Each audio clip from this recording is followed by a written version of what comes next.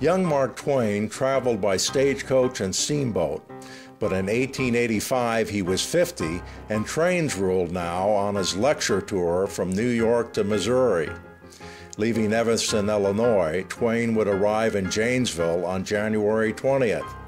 Although he was a worldwide traveler, he hated the stress of the lecture circuit. It meant being away from his family and riding in cold, dirty trains. But lecturing was one of his most important sources of revenue, and he had a new book to promote. Arriving in Janesville, Twain took Milwaukee Street to Meijer's Opera House west of the Rock River, where he read passages from Huckleberry Finn, his best and most celebrated book. A Janesville newspaper reporter said there was a good audience despite the cold weather. The reporter wrote, "He came unto the stage with his head protruded forward, one hand in his pocket, and his every movement was indicative of the droll humor that fairly bubbled out of him.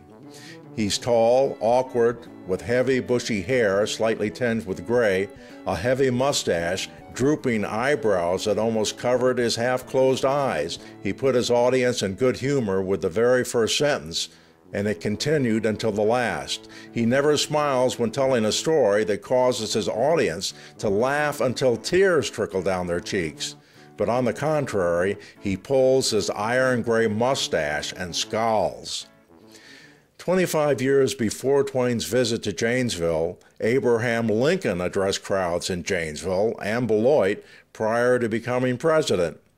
The two had a number of common denominators in their examination and condemnation of slavery. In fact, when Twain died 100 years ago, he was hailed as the Lincoln of literature.